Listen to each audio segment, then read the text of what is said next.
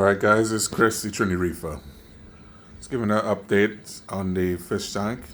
As you can see here, we've got ourselves a little diamond goby to help keep our sand bed nice and clean.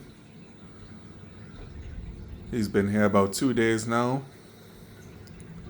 He was very jumpy when we first got him, trying to jump out the tank even though he had all this space that he could swim around in. He still thought it wasn't enough. I was deciding to try and jump, but I think he's settled himself now. He's made himself another den over on this side of the tank, and he's starting to have a crack at sifting the sand. Hopefully there's enough sand here for him to get the food that he needs from it. I'm also going to be supplementally feeding him some of the slow release pellets and stuff. I'll just poke them into the sand so that there's bits of food in there for him to actually get, other than just the worms and stuff that live in the sand. What else did we get? We got ourselves another convict blenny. So we have 2 of these now. At first there was a massive war between the 2 of them, but now they seem to have settled in together. Here you can just see the head of the new one there. And they're helping each other to keep the burrow clear.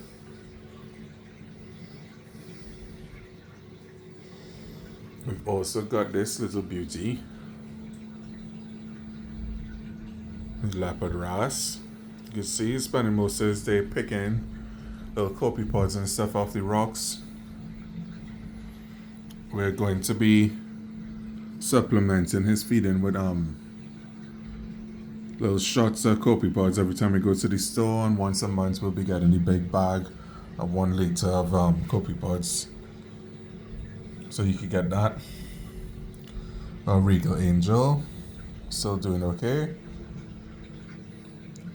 We brought up this rock right from the sump. It's full of sponge, just to give it more of his natural diet. It seems to be doing good. It eats most of the stuff that we put in the tank, whether that's pellets, frozen food.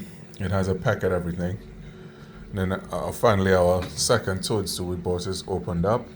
It's a green on green, unlike that one, which is a sort of flesh color on or pink on green on pink, with pink tentacles. I don't know if these tentacles are going to get any longer on this one, but it looks really nice under the blue lights, under the actinic lighting. And copper band and Regal just having a little spat in the corner there. Yeah, so in terms of fish wise, we're probably not going to get any more fish for a while. We're just waiting on the Harlequin tusk to come sometime in summer, they said, when they should be come back in stock. And we were also going to possibly get ourselves some Royal Grammars or maybe an Orchid Dotty back.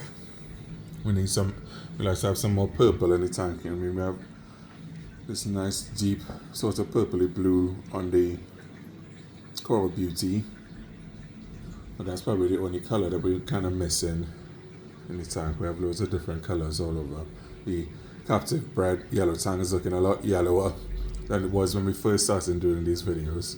So it's really coloring in well and growing well. I think it's growing pretty fast. Before you know it, it'll be just as big as the copper band, I think. And then we might have a little war over who's the tank boss. But once you get the Harlequin tusk in, there'll probably be no dispute over who's the tank boss then. Right, and we have the cleaner wrasse doing his thing, servicing his customers. He's gonna put the other things out of business. The cleaner goby still sometimes stays on this rock, and we'll clean some fish as and when he gets a chance. There's some nice little holes in that rock that he could squeeze into. And the cleaner shrimp, I've seen them cleaning stuff in the night, but during the day they pretty much just hide, as do the boxing shrimp over on this reef. And it's kind of hiding behind there, inside this little cave there. You still get a little bit of aggression from the Tomini tang.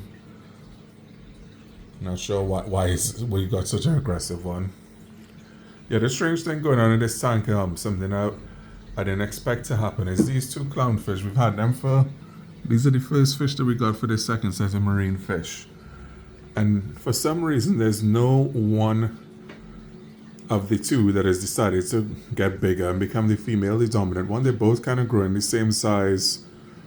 You know, they do spend time together, but they also are pretty independent of each other. They're swimming in different parts of the tank. As I'm videoing now, they seem to be sticking together. But they aren't hosting anything. I was hoping they would host any toadstools, possibly. I might try a bubble tip anemone again. There's nothing wrong in terms of the care of it. It was just that with these gyres and pumps that we have, they could easily get sucked in. Oh yeah, there's another little interesting thing. I don't know if you could see it. Oh, it's hard to see with the reflection.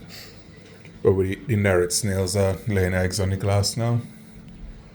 And we found yesterday a little sea slug. I think he's going hiding now. See a better view of the leopard. Peacock wrasse. I'm not sure if we'll still get mandarins now that we have him. I'd say that this is a nicer fish than the mandarin. The mandarins are pretty, but they're just so small and they don't really swim about as much as the leopard wrasse is. Still can't figure out what is eating my zoas, but the zoas are reducing, as we say, day on day. Pretty happy with the radiant wrasse. I don't think is very good at eating pesto. Because we see they have these strange little pink globules coming on our clove polyps. It seems to be beating it back a little bit. But anyway, that's it for now. Hopefully our corals will continue to grow and the fish will stay healthy. Right? Trini Reef out.